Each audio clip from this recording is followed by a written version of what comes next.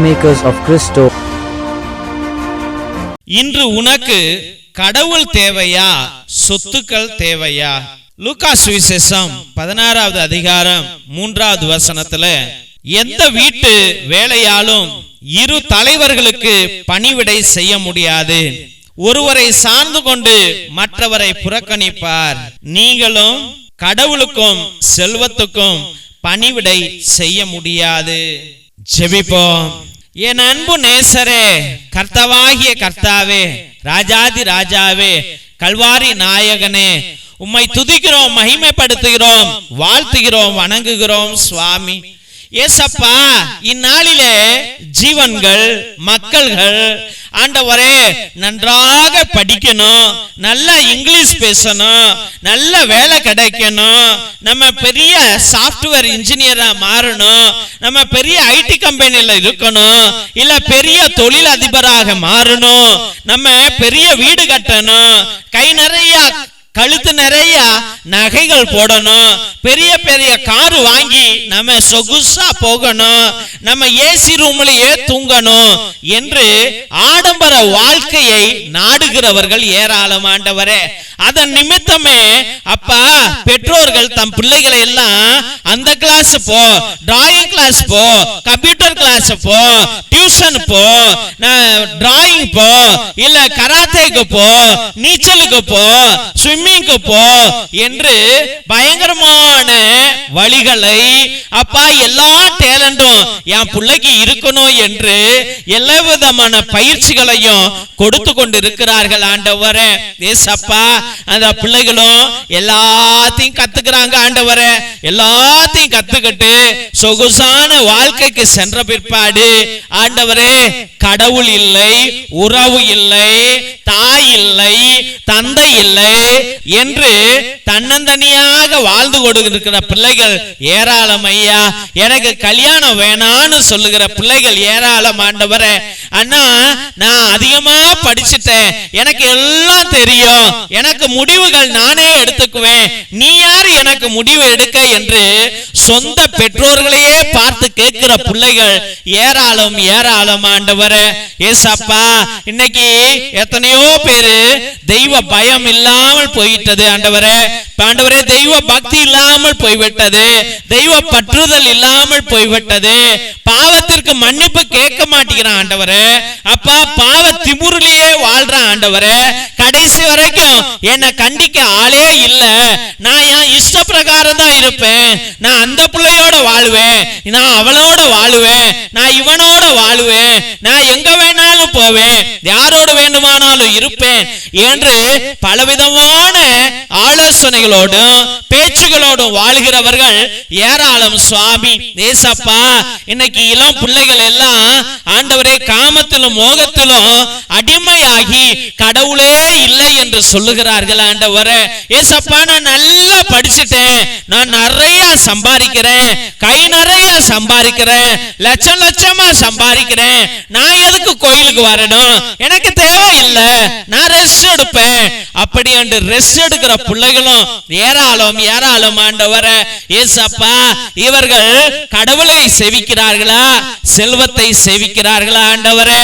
இயேசுவே, இந்த செல்வம் எல்லாம் மண்ணுக்கு போகும் அல்லவா, இந்த மாம்சம் மண்ணுக்கு போகும் அல்லவா, ஐயோ பாவத்திற்கு தண்டனை மரணம் அல்லவா என்ற வேத சத்தியத்தை இவர்கள் உணராதவர்களாக இருக்கிறார்களே ஆண்டவரே.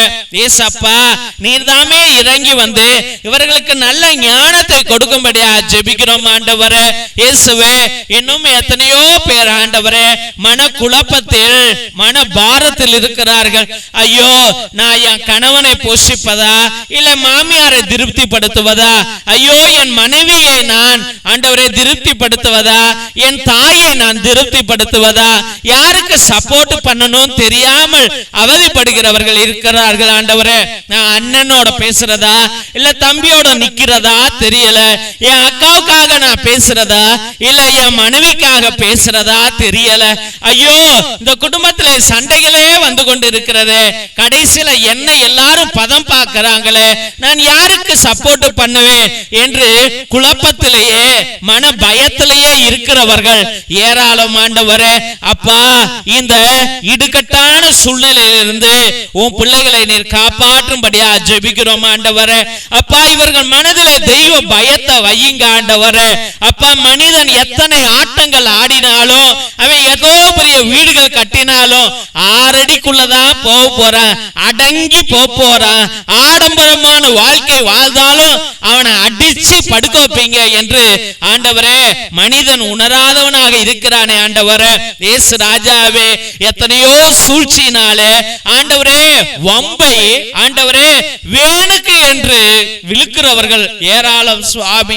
அப்பா, சாதாரணமா போனாலும் வம்புக்கு வா என்று சொல்லி பிரச்சனைகளை தூண்டுகிறவர்கள் ஏராளம் ஆண்டவரே. ஏசப்பா, இவர்கள் உள்ளம் ஆண்டவரே இவ்வளவு வஞ்சக புத்தி உடையதாக இருக்கிறது ஆண்டவரே. இந்த வஞ்சகக்காரர்களுடைய புத்தியின் நிமித்தம் எத்தனையோ பிள்ளைகள் கஷ்டப்படுகிறார்கள், கவலைப்படுகிறார்கள் ஆண்டவரே. ஐயோ, பயந்து போய் செத்து கொண்டு இருக்கிறார்களே ஆண்டவரே. இயேசு ராஜாவே, யாரும் வஞ்சக புத்தியோட பேசக்கூடாது ஐயா. உள்ளத்தை எல்லாம் பரிசுத்தமாக்கும் ஆண்டவரே. இவர்கள் வாழ்க்கையை பரிசுத்தமாக்கும் ஆண்டவரே. இவர்களுக்கு அன்பு உள்ளத்தை கொடுங்க. செல்வத்தை யாரும் பார்க்க கூடாது ஆண்டவரே. அப்பா தெய்வமே, நல்ல மனிதர்களாக இவர்களை மாற்றுங்க ஆண்டவரே. நேசமுள்ள பாசமுள்ள மனிதர்களாக இவர்களை மாற்றுங்க ஆண்டவரே. ஏசப்பா, நகைகளுக்கும் சொத்துகளுக்கும் இவர்கள் முக்கியத்துவமே கொடுக்க கூடாது ஐயா. ஆண்டவரே, உம்மீது பற்றுதல் உடையவன் என்னாலும் பக்தி உடையவன், உம்மீது பக்தி உடையவன் என்னாலும் பாசம் உடையவனாக வாழ்வான் ஐயா. இயேசுவே, இதுதான் வேத சூத்திரம் அல்லவா? இந்த சூத்திரத்தை ஒவ்வொரு மனிதனுக்கும் கற்றுக் கொடுத்து வாழ வைப்பீர் என்று முன்னதோடு ஜெபித்து அருமையான பிள்ளைகளை நம்முடைய பரிசுத்தமான கல்வாரி பாதத்திலே சமர்ப்பித்து ஜெபிக்கிறோம் எங்கள் ஜீவனுள்ள நல்ல பிதாவே. ஆமென், ஆமென், ஆமென். சிலுவை ஆசீர்வாதத்தை பெற்றுக் கொள்வோம். தந்தை ஆசீர்வாதத்தின் திருசிலுவை உனக்கும் உன் குடும்பத்திற்கும் வெளிச்சமாய் இருக்கிறது. நரக சர்ப்பம் உனக்கு அதிபதியாக வேண்டாம். சாத்தானே, அப்பாலே போ. அபத்தங்களை பிள்ளைகளுக்கு போதிக்காதே. நீ கொடுப்பது தீது, நீயே அந்த நஞ்சை உட்கொள். திவ்யனார் கருணை ஆசீர்வாதத்தை பெற்றுக் கொள்வோம். எல்லாம் அல்ல இறைவன், தந்தை, மகன், தூய ஆவியார் உங்களையும் உங்கள் குடும்பத்தாரையும் ஆசீர்வதித்து வழி நடத்தி காத்திருள்வாராக.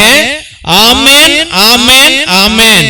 தெய்வ பிள்ளைகளை, ஒவ்வொரு நாளும் மதியம் 3 மணியிலிருந்து 5 மணி வரைக்கும் ஒவ்வொரு பிள்ளைகளுடைய கருத்துக்களையும் உங்களுடைய கண்ணீர்களையும் இறையிறக்கத்து நற்கருணை ஆராதனையிலும் ஜபமாலையிலும் நவநாளிலும் நேர்த்தி திருப்பலியிலும் உங்களுடைய விண்ணப்பங்களை அர்ப்பணித்து ஜெபித்துக் கொண்டிருக்கிறோம்.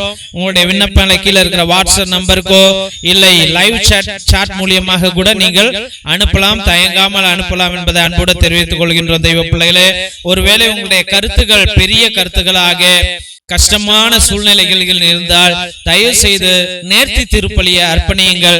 1 3 5 7 9 12 30 33 77 என்று நீங்கள் உங்கள் கருத்துக்களுக்கு தகுந்தாப்புல நீங்க கடவுள்கிட்ட நேர்த்தி திருப்பலியை அர்ப்பணிக்கலாம். அதனால நேர்த்தி திருப்பலியிலே பயங்கர வல்லமைகள் இருக்கிறது. ஒரே குருவானவர் 2 மணி நேரம் உட்கார்ந்து உங்களுக்காக ஜெபித்துக் கொண்டிருக்கிறார் என்றால் எல்லா ஜபங்களையும் ஒரே சாமியார் உட்கார்ந்து இந்த பிள்ளையை ஆசீர்வதிங்கன்னு ஜபங்களை சொல்லி சொல்லி கேட்கும் போது எவ்வளவு வல்லமை இருக்கும் என்பதை நீங்களே சிந்தித்து பாருங்கள் என்பதை அன்போடு தெரிவித்துக் கொள்கிறோம். தெய்வ பிள்ளைகளே, நிச்சயமாக நாங்க ஒரே ஒரு உதவி கேட்கிறோம். இந்த சேனலை தயவு செய்து பார்க்கிறவர்கள் நீங்க சப்ஸ்கிரைப் பண்ணுங்க. அதை உங்களுடைய வாட்ஸ்அப் ஸ்டேட்டஸ்ல, வாட்ஸ்அப் குரூப்ல, பேஸ்புக்ல நீங்கள் பகிரும்படியா ஜெபிக்கிறோம்.